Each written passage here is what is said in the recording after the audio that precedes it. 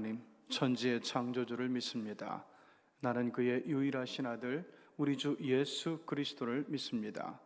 그는 성령으로 잉태되어 동정녀 마리아에게서 나시고 본디오 빌라도에게 고난을 받아 십자가에 못 박혀 죽으시고 장사된 지 사흘 만에 죽은 자 가운데서 다시 살아나셨으며 하늘에 오르시어 전능하신 아버지 하나님 우편에 앉아 계시다가 거기로부터 살아있는 자와 죽은 자를 심판하러 오십니다.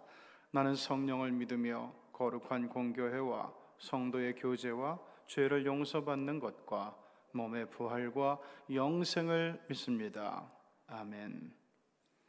우리 456장 찬송하겠습니다. 456장.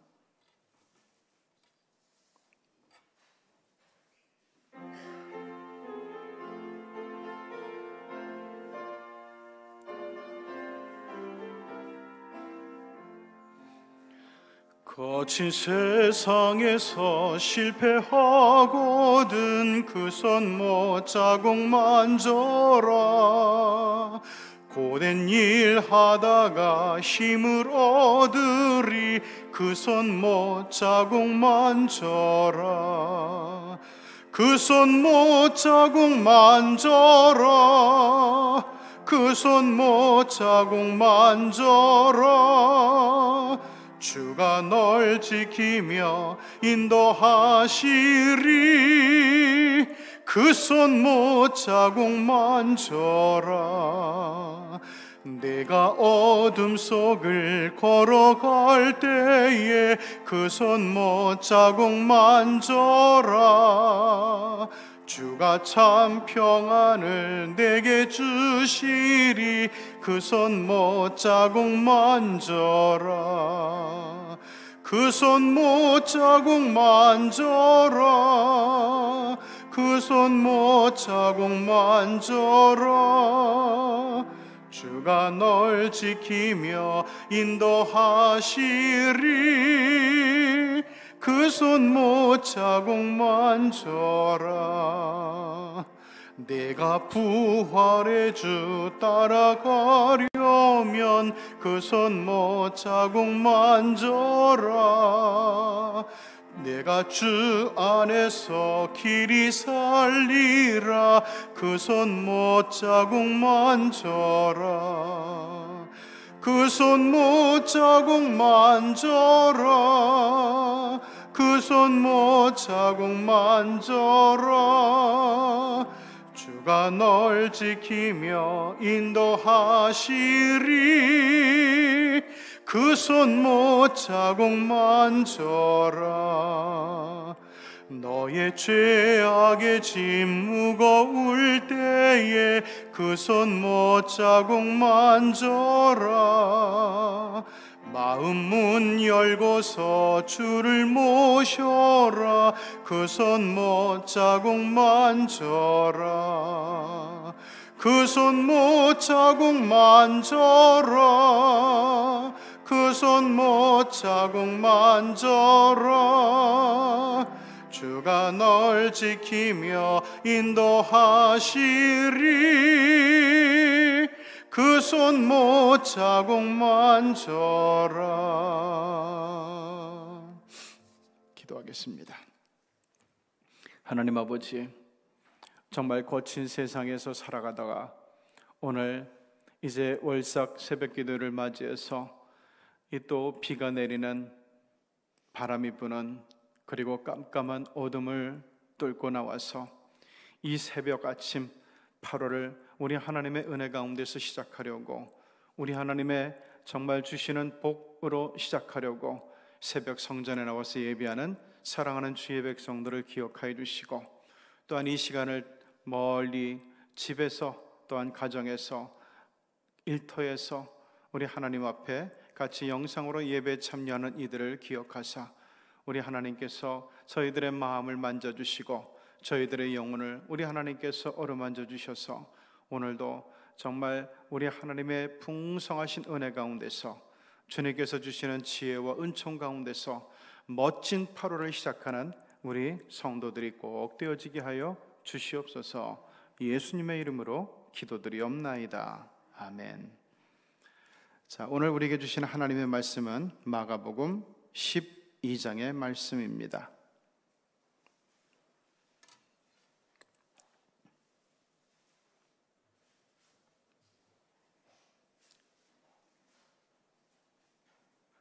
마가복음 12장, 오늘은 특별히 38절에서 44절의 말씀까지 저와 여러분이 한 목소리로 봉독하겠습니다. 마가복음 12장 38절에서 44절의 말씀.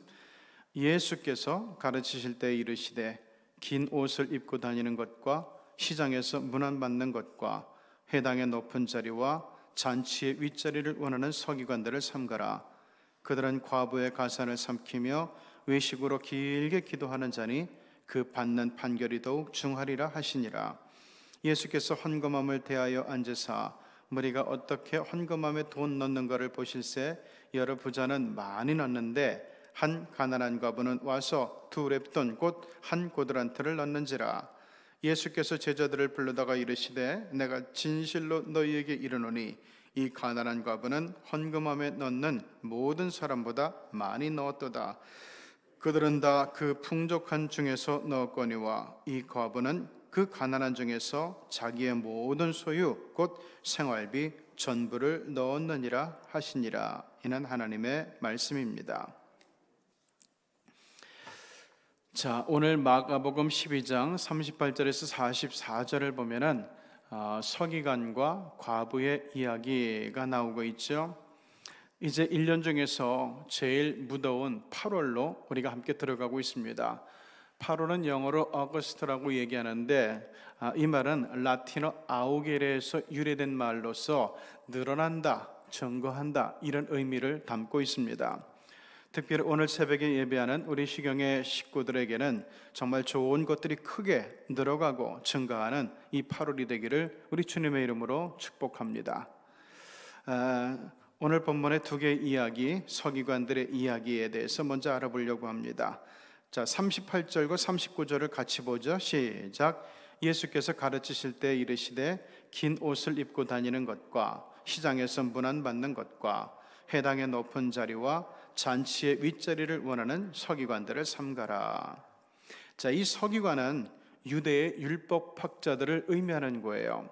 오늘로 말하면은 전문적인 신학자라고 얘기할 수 있을 겁니다. 이들은 그 정치와 종교가 특별히 구분되지 않았던 유대사에서 굉장히 그 어른 대접을 받았던 사람들입니다. 사회 구조가 그러다 보니까 서기관들은 대접받는 것을 당연한 것으로 여기게 됩니다. 그러다 보니까 서기관들은 일부러 자기들이 나는 서기관이야 이거를 드러내기 위해서 서기관들이 입는 아주 긴 옷, 불편하긴 하지만은 그래도 사람들이 딱 알아보고 대접받을 수 있는 그런 긴 옷을 입고 다니기를 좋아했어요. 긴 세월을 이렇게 살다 보니까 서기관들은 자기도 모르게 아나무인적인 태도를 띠는 사람들이 많이 늘어났습니다. 40절을 보니까 예수님은 이렇게 그들을 얘기해요. 이들은 과부의 가산을 삼키는 자들이라고 얘기를 합니다. 자, 공동번역 성경을 보면은 아주 확실하게 얘기를 해요. 이들은 과부를 등쳐먹는 자들이다 이렇게 번역을 하고 있어요. 과부들은 사회적으로 약자였습니다. 그래서 구약 성경을 보면 자주 고아와 가난한 과부들, 그러니까 고아와 과부들을 무시하지 말아라, 멸시하지 말아라, 어렵게 하지 말아라 이런 장면이 자주 나오게 되는데 그만큼 이들은 사회적으로 제일 어려운 처지에 있던 사람들이었습니다. 그러다 보니까 남들에게 당하는 때가 많았어요. 이럴 때마다 이들은 서기관들을 찾아와서 자신의 억울함을 풀어달라고 간청을 하곤 했습니다. 서기관들이라고 과부의 재산을 막무가내로 강탈하는 것은 아니죠. 그럼 강도죠. 자, 그런데 문제가 있는데 서기관들이 찾아오는 과부들을 율법 해석으로 도움을 줬어요. 그래서 율법적으로 이런 거니까 이 과부에게 너무 지나치게 대한 사람들에게는 그러지 말라고, 또는 이것은 돌려줘야 된다고 이렇게 율법 안에서 해석을 해주는 일을 서기관들이 했어요. 자, 이렇게 도움을 주면서 문제가 과도한 수고료를 요구한 거예요. 그러다 보니까 과부들은 울며 겨자 먹기로 서기관들의 요구를 들어줄 수밖에 없었습니다. 자, 그러면서 40절의 하반절을 보면은 이들은 또 의식으로 길게 기도하는 자들이다라는 예수님의 말씀이 나와요. 서기관들은 자기들의 지성을 자랑하기 위해서 기도를 아주 길게 합니다. 은혜로운 내용으로 감동적으로 미사여구를 섞어가지고 기도하곤 했어요. 길게 기도하는 것은 물론 잘못이 아니죠. 문제는 남들에게 보이려는 기도가 문제였던 거예요. 사람이라면 누구나 남들에게 인정받고 싶어하는 심리가 있어요. 저도 그렇고 그리고 여러분 모두가 다 그런 마음이 있을 겁니다. 그건 본성이에요. 그래서 신앙생활에서도 그런 심리가 무의식 중에 작동이 될 때가 있어요. 꽤 많은 교회들에는 장로들을 위한 예배석이 따로 있어요. 저는 그런 교회는 전 다녀보지 못했지만은 설교하러 가다 보면은 따로 그렇게 그 장로석이 예비되어 있는 데가 많아요. 그건 대개 다른 사람들의 눈에 잘 뜨이는 자리죠. 자, 그런데 이건 문제예요. 우리 개혁교회는 카톨릭 교회의 업적주의 신앙을 극복하고 순전한 복음에 집중하겠다는 결심으로 시작된 종교개혁의 후예예요. 그런 개혁교회 전통을 이어가는 개신교회가 이 카톨릭 교회보다 더 남들에게 보이려는 신앙 행태를 가진다는 것은 참으로 안타까운 퇴보 현상이라고 이야기할 수밖에 없습니다. 예수님은 이러한 서기관들의 신앙 행태를 엄중히 경고합니다. 40절 하반절을 보니까 그 받는 판결이 더욱 중하리라 하시니라. 공동 번역은 더 확실해요. 이런 사람들이야말로 그만큼 더 엄한 벌을 받을 것이다. 그러니까 지금 남들에게 대접받는 위치에 있다고 해서 자랑할 일이 절대 아닙니다. 세상은 남에게 인정받는 것을 기준으로 사람을 평가하지만 우리 하나님은 전혀 그렇지 않은 분이기 때문이에요. 여기서 두 가지의 관점이 필요합니다. 자, 하나님께서 이런 서기관들에 대해서 엄한 벌을 내린다 그랬는데 이건 심판이라는 얘기죠. 하나님의 심판이 먼저는 종말적이라는 사실입니다. 지금 당장 남이 부러워하는 위치에 있다고 하더라도 이건 다 지나가는 거예요. 우리가 지금 인생을 길게 산다고 하지만은 그러나 이렇게 어떤 그 세상의 관점에서 볼 때, 그리고 전 우주적인 관점에서 볼 때 인간의 인생이라고 하는 것은, 인생의 날들이라고 하는 것은 정말 짧고 짧기 그지없어요. 우리가 그렇잖아요. 나이가 들어가도 우리가 유년 시절에 했던 일들의 기억이 날 만큼 우리 인생의 날들은 그렇게 길지가 않아요. 자, 중요한 것은 누구에게나 그렇게 멀지 않은 마지막 때의 판단입니다. 목사도 그렇고 성도도 그렇고 마지막 심판 때 설 각오를 하면서 믿음 생활을 해야 되겠다는 거예요. 여기는 서기관도 그렇고 제사장도 그렇고 그리고 바리새인도 그렇고 사두개인도 그렇고 일반 유대 백성들도 마찬가지로 하나님의 심판 때 위에 설 각오를 단단히 하면서 그날 충실하게 최선을 다해서 믿음 생활을 해야 된다는 얘기입니다. 또 하나는 하나님의 심판이 지금 여기에서 이루어지고 있다는 거예요. 자, 서기관과 같은 태도로 사는 사람들은 참된 평화와 안식을 얻기가 정말 어렵습니다. 왜냐하면 매사에 자기를 기준으로 놓고 생각하는 사람이 그 평화와 안식을 누리는 게 굉장히 어려운 일이기 때문에 그래요.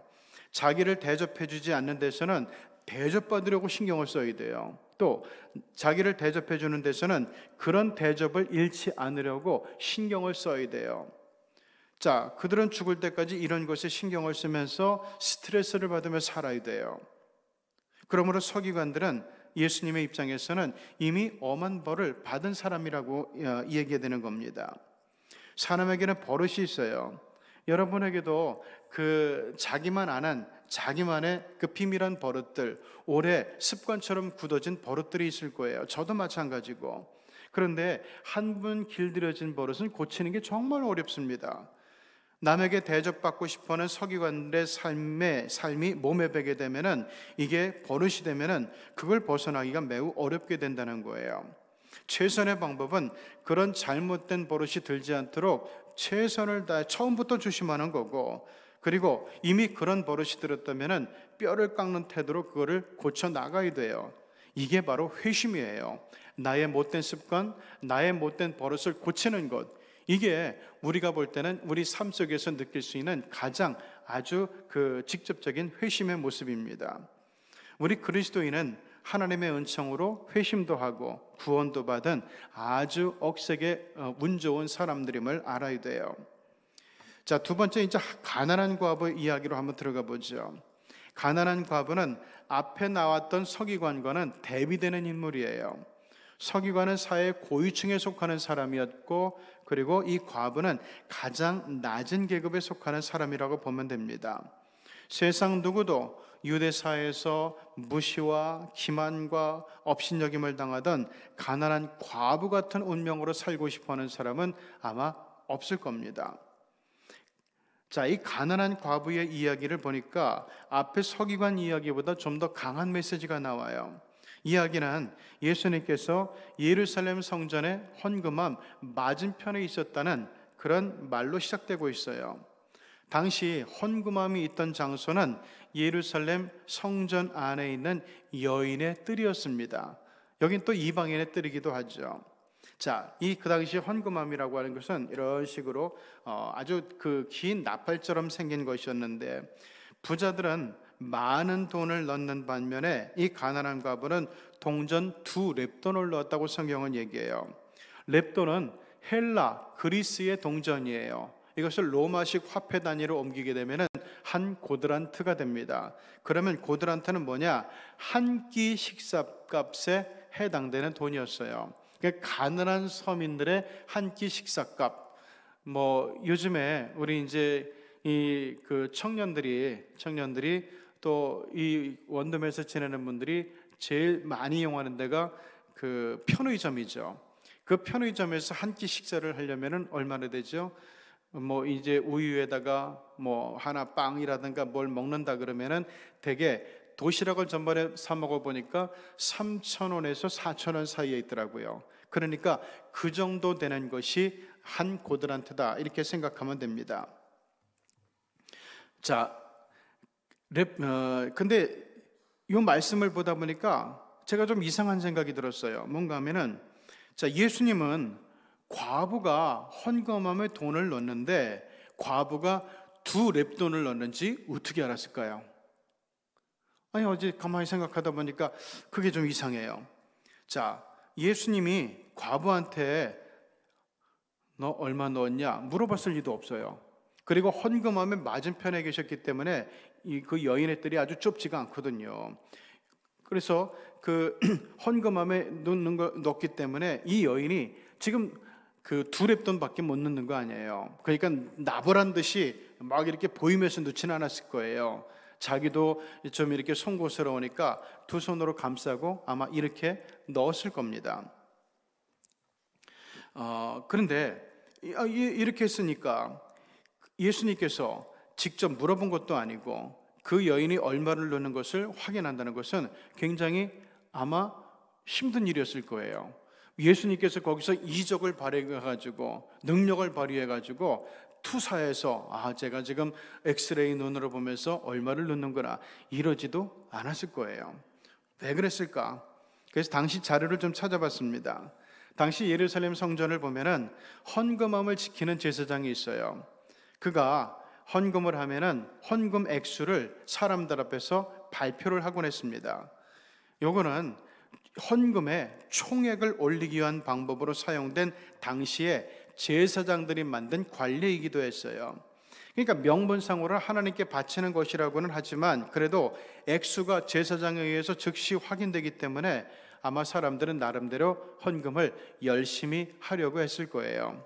특히 지체가 높은 서기관들은 남들 보라는 듯이 막 보이면서 더 많은 헌금을 했을 수도 있습니다. 그런데 이 가난한 과부를 보세요. 2렙돈을 헌금을 했어요. 이거는 하루 벌어서 하루 먹고 살아가는 그녀와 자식들의 그날의 밥값입니다. 그녀에 대한 평가가 43절과 44절에 나와요. 43절에 예수님께서 그녀를 보고 이렇게 말씀합니다. 내가 진실로 너에게 이르노니 이 가난한 과부는 헌금함에 넣는 모든 사람보다 많이 넣었도다 라고 얘기하고 있어요. 액면가로 보면은 그녀의 헌금은 부자들의 헌금과는 비교도 되지 않아요. 예를 들어 부자는 5만 원짜리를 넣는데 이 사람은 3, 4천 원을 넣었다고 해봐요. 이거는 비교 자체가 되지 않잖아요. 하지만 예수님은 다른 시각으로 그녀의 헌금을 판단하고 있어요. 44절, 그들은 다 풍족한 중에서 넣었거니와 이 과부는 그 가난한 중에서 자기의 모든 소유 곧 생활비 전부를 넣었다고 예수님께서 말씀하고 있어요. 사실 이런 말씀을 읽으면은 뭔가 마음이 불편해지기도 하는 게 사실이죠. 에이그, 결국 생활비 전부를 넣은 과부처럼 헌금 좀 많이 하라는 말이구나, 이렇게 오해받을 수가 있어요. 그런데 우리 예수님이 그런 식으로 과부를 칭찬하셨다고 보면 이건 곤란한 거라고 봅니다. 오히려 그런 돈을 헌금하지 말라고 하셨을 거예요. 야, 너 오늘 그거 갖고 자식들도 먹여야 되는데, 너도 먹고 자식들도 먹여줘야 되는데 그걸 다 하면 어떡하냐. 예전에 제가 한 번은 그렇죠, 처음 담임을 나갔을 때 어떤 분이 800만 원을 헌금을 한 거예요. 그래가지고 알아봤어요. 그랬더니만은 이분이 혼자 사는 할머니예요. 혼자 사시는 할머니가 그 800만 원을 어떻게 놨는가 하면은 지금 있는 방, 이거를 이제 방을 다시 뽑아가지고 다른 데로 이사하기 전에 그거를 800만 원을 헌금해 버린 거예요. 아이고, 내 그거 물어보길 잘했지. 그걸 생각하는 순간 머리가 그냥 꽝 하더라고요. 이분은 하나님께서 날 축복해 주셔서, 이런 믿음을 보고 축복해 주셔서 더 많은 것을 주시고 더 좋은 집으로, 크고 넓은 집으로 이사해 주실 거라는 그런 이제 기대를 가지고 그렇게 하신 거예요. 그런데 이게 하나님의 뜻이 어디에 있는지 저도 모르고 또 그분도 몰라요. 그 할머니도 몰라요. 그런데 이것을 그런 어떤 믿음 행위라고 보고 목사가 받았다면은, 그래서 하나님의 뜻이 어디 있는지 모르는데 이분이 기억하고 이분이 기대하는 대로 안 될 수도 있잖아요. 충분히. 그렇게 되면은 그것도 그 많은 세월을 얼마나 그것 때문에 고심을 하고 고민을 하고 아파하고 걱정하고 불편을 겪겠어요. 당장 이사할 집도 없는데. 그래가지고 그분 불러가지고 기도를 해주고 그러면서 그 800만 원을 다시 돌려줬던 그런 적이 있었어요. 예수님은 지금 헌금 자체를 말씀하는 게 아니에요. 헌금에 대해서 우리가 기본적으로 오해하는 것이 있는데, 하나님의 일을 위해서는 헌금을 많이 하는 게 좋아요. 그러나 이게 마치 하나님에게 시혜를 베풀듯이, 또는 우리 교회에서 나만큼 헌금하는 사람이 있으면 나와보라 그래, 이런 태도로 헌금하는 것은 분명 문제가 있습니다. 세상 모든 것이 다 하나님의 주권에 속한 소유물이고 우리도 또한 다 하나님께 속한 백성들인데, 우리가 헌금을 아무리 많이 바친다고 한들 이 우주의 주제가 되시는 하나님 앞에서 그게 무슨 의미가 있겠어요? 그게 하나님 창고를 크게 늘려주기를 하겠어요? 어떻게 하겠어요? 그런 뜻은 아니에요. 이런 태도로 헌금하는 것은 분명 문제가 있습니다. 여기서 가난한 과부의 헌금 이야기는 하나님 앞에서 우리가 취해야 하는 영적인 태도를 가리키는 거예요. 가난한 과부는 자식들의 끼니를 준비해야 될 돈을 헌금으로 바쳤습니다. 좀 미련해 보이기도 하고 광신적인 믿음으로도 보여요. 그런데 과부가 보인 이런 행동은 예수님은 이렇게 해석을 하신 것 같아요. 나의 운명이, 자기 운명이 어디서 어떻게 결정되는지를 아는 사람에게서만 나올 수 있는 행동이었다고 보시고 있어요. 이 가난한 과부는 사람이 할 수 있는 마지막 수단까지 다 포기하고서 자신과 자식들을 온전히 하나님께 맡기고 있는 거예요. 이게 바로 이 여인에게서 보여지는 영적인 태도였다는 겁니다. 예수님이 그걸 보신 거예요. 이런 사람에게는 세상을 살면서 합리적인 사고방식과 행동이 그다지 중요하지 않아요. 그보다는 하나님과의 그 밀접한 관계가 제일 중요합니다.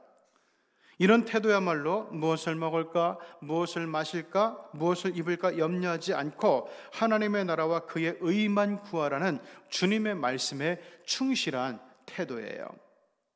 그래서 이 과부가 제일 많은 헌금을 드린 거라고 예수님께서 평가를 하신 겁니다. 하나님께서는 그 중심을 보시기 때문에 이 여인의 중심이 가장 훌륭하다, 이 여인의 중심이 가장 부유하다라고 예수님께서는 지금 말씀하는 거예요.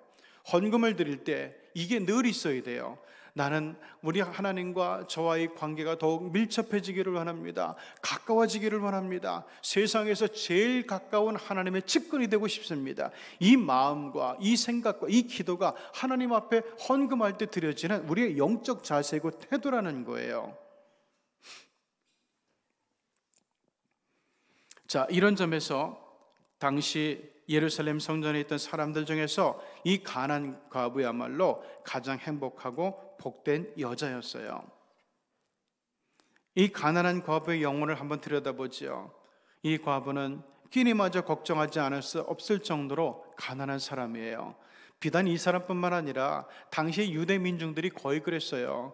그 부자들에게 논밭을 뺏기고 또한 로마 사람들에게 있는 것마저도 강탈을 당하고, 그러면서 거의가 일일 노동직으로 하루 벌어 하루 먹고 사는 사람들이 그렇게 많았어요. 그래서 예수님 산상보훈의 말씀이 들려질 때 많은 사람이 몰렸던 이유도 사실은 그렇게 할 일이 없었거든요. 오늘 포도원에도 나가지 못하고 어디 일터에도 나가지 못하고 자기를 써주는 사람이 없어요. 이런 사람들이 어디서 빈둥거리느니 차라리 예수님의 말씀을 듣는 것이 더 유익하다고 판단하고 모였는데, 그때 장정만 해도 5천 명이 모였다는 거예요. 그만큼 당시 사회 현실이 어려운 때였는데, 그런데 이 과부의 삶이야말로 얼마나 어렵고 얼마나 힘들었겠습니까? 자, 사람들은 이 여자를 불쌍하게 여겼을 거예요. 그러나 그랬기 때문에 오히려 이 가난한 과부는 하나에만 집중할 수가 있었어요. 그 하나가 바로 하나님이었습니다. 오늘날 우리는 이런 과부의 심정을 전혀 이해하지 못하는 세상을 살고 있어요. 우리 마음은 너무 많은 것에 분산되고 있거든요. 갖고 싶은 것도 너무 많고, 하고 싶은 것도 너무 많고, 가고 싶은 것도 너무 많고, 또한 해결해야 될 문제도 너무 많이 있어요. 물론 고해와 같은 인생을 살면서 신경 쓸 일이 얼마나 많은데 어떻게 마음이 분산되지 않고 집중될 수 있느냐고 말할 수 있지만, 그러나 그런 모습은 분명히 오늘 본문이 얘기하는 이 과부의 영혼과는 거리감이 있는 게 사실이에요. 이는 가난하게 사는 게 더 좋다거나 인생의 계획 따위는 집어치우고 무조건 하나님만 생각하고 교회에 매달려서 살라는 의미는 아니에요. 그래서는 안 돼요. 중요한 것은 하나님과의 관계에 대한 절실한 마음이 있느냐, 간절한 태도가 있느냐, 이거예요. 이 영성이 우리에게 필요한 거죠. 지금 여러분이 어떤 삶의 자리에 놓여 있든지, 여러분이 풍족하든지 어렵든지를 불문하고 중요한 것은 모두가 하나님을 향한 진정성과 절실함이 있어야 된다는 거예요. 여기 본문에 나오는 가난한 과부에게는 하나님과의 관계 속에서 하나님을 향한 진정성, 하나님과 좀 가까워지고 싶어요 하는 절실함이 있었어요. 우리도 결국 언젠가는 이 가난한 과부처럼 한 끼 식사마저 할 수 없는, 한 끼 식사마저 포기할 수밖에 없는 날이 다가오게 될 거예요. 유예가 없어요. 그날은 늙거나 사고를 당했거나 병이 들어서, 또한 주님이 우리를 오라고 하셔서 죽음이 임박해지는 순간에 우리는 결국 여기 과부처럼 내 인생 전체를 헌금함에 넣어야 돼요. 좋든 싫든 간에 그럴 수밖에 없는 그 날과 시와 때는 분명히 오게 될 겁니다. 액수가 많든지 적든지 간에 그날에는 내 모든 것을 넣어야 돼요.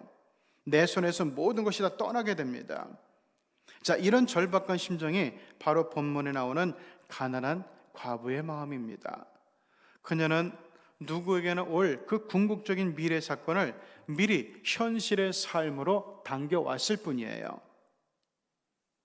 사실 인간은 누구나 이 서기관의 인생을 원하지 가난한 과부의 인생을 원하진 않아요.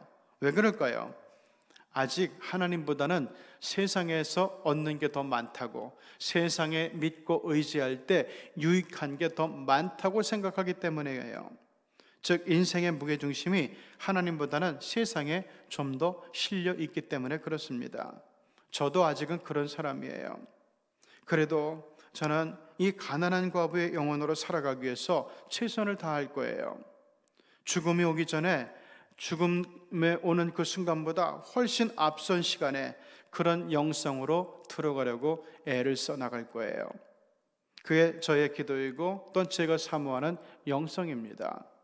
여러분도 이 8월을 시작하면서 저와 같은 기도를 하고 같은 영성을 사모하면서 더 절실하고 더 간절하게 우리 하나님을 믿고 의지하는 성도들이 되시기를 주님의 이름으로 축원합니다. 기도하시겠습니다. 자비하신 하나님 아버지, 오늘 사랑하는 우리 시경의 성도들이 이제 8월을 시작하면서 우리 하나님 앞에 나의 시간과 나의 정성과 나의 생명과 나의 사랑을 하나님 앞에 제물로 드리게 해주시니 감사합니다. 거룩하신 하나님 아버지, 오늘 우리 서기관의 영성을 보았고 가난한 과부의 영성을 보았습니다. 세상에서 살아가는 것은 서기관의 영성에 하나님 우리가 좀 더 마음이 쏠리는 것이 사실이지만, 그러나 하나님 인생이 그렇게 길지 않고 우리의 인생이 심판대 위에 올라서게 될 날은 지금도 무서운 속도로 가까워지고 있는데, 이런 때 오늘 말씀을 주셔서 우리가 정신을 차리고 하나님 앞에 절실한 신앙생활로, 하나님 앞에 간절한 믿음생활로 새로이 결심할 수 있도록 은혜를 주시니 감사합니다. 하나님 아버지, 이 가난한 과부가 삶 속에서 하나님과의 관계, 하나님과의 밀접한 관계, 우리 하나님께 더 가까이 나가서 하나님이 주신 은혜와 도움과 사랑으로 살려고 하는 이 거룩한 영성, 하나님 아버지 우리도 배울 수 있게 도와주시고, 이런 믿음 가운데서 예수님께서 말씀하셨던 바 너희는 참새보다 훨씬 더 귀한 사람들이야, 하나님께서 저 참새들에게 집도 주고 입을 옷도 주고 그리고 먹을 것도 주는데 하물며 사랑하는 너희에게 하나님께서 챙겨주시지 않겠느냐, 책임져 주시지 않겠느냐. 이 믿음이 적은 자들아, 무엇을 먹을까 입을까 근심하지 말고 먼저 그의 나라와 그의 의를 구해라. 그러면 하나님이 다 더해 주실 거다. 이것은 사람의 말, 랍비의 말, 지혜자의 말, 현자의 말이 아니라 예수 그리스도의 말씀임을 기억하면서 예수 그리스도의 말씀을 믿고 의지하고 우리 인생과 영성을 담으면서 더 간절하고 절실한 신앙으로 우리 하나님의 보좌 앞에 나가는, 그래서 하나님 아버지 이 믿음을 정말 끈질기게 실험해서 그 응답의 열매를 받아 누리는 이 8월이 될 수 있도록 사랑하는 우리 교우들의 복을 더하여 주시옵소서. 하나님, 이제 무더위가 본격적으로 시작이 된다고 합니다. 하나님 아버지, 이런 가운데서 우리 교우들 하나님 코로나가 됐든 무더위가 됐든 뭐가 됐든 몸이 상하지 않게 하시고 영혼이 상하지 않게 하시고, 하나님 아버지 저희들이 물질적으로 핍절하는 일이 없도록, 건강면에서 핍절하는 일이 없도록 우리 하나님께서 저희들의 이 몸과 저희들의 마음과 저희들의 영혼까지 우리 하나님의 장중에 품고 하나님께서 양육하여 주시고 보호하여 주시고 친히 길로 인도하여 주시옵소서. 우리 교우들 많은 환우들이 있습니다. 또한 물질적으로 어려움을 겪는 사람들도 많이 있습니다. 또한 아버지 하나님, 심령적으로 또한 어려움을 겪는 이들도 많이 있는 줄을 압니다. 하나님께서 한 사람 한 사람 붙들어 주시고 우리가 그들을 볼 때마다 내 기도에 앞서서 중보 기도로 도울 수 있는 우리 시경의 식구들이 되게 하여 주시옵소서. 나아가서 하나님 아버지, 정말 코로나로 또 여러 가지 어려움으로 신음하고 있는 이 나라와 백성을 위해서 기도할 줄 아는 저희가 될 수 있게 도와주시고, 또한 나라와 민족을 넘어서 아버지 하나님, 우리보다 더 어려움에 처해 있는 열방의 백성들을 위해서도 기도할 수 있는 우리 시경의 식구들이 되는 가운데서 그 기도 때문에, 기도의 지평 때문에 더욱더 하나님께 인정을 받고 사랑을 받고 축복받는 백성들 꼭 되어지게 하여 주시옵소서. 예수 그리스도 이름으로 간절히 기도드리옵나이다. 아멘. 지금은 우리 구주 예수 그리스도의 은혜와 하나님의 사랑과 성령의 교통하심이 가난한 과부의 간절하고 절실한 영성으로 하나님을 모시고 섬기고 믿음 생활하기를 원하는 사랑하는 우리 시경의 모든 권속들 위에 이제로부터 영원토록 늘 함께 하시옵기를 간절히 축원하옵나이다.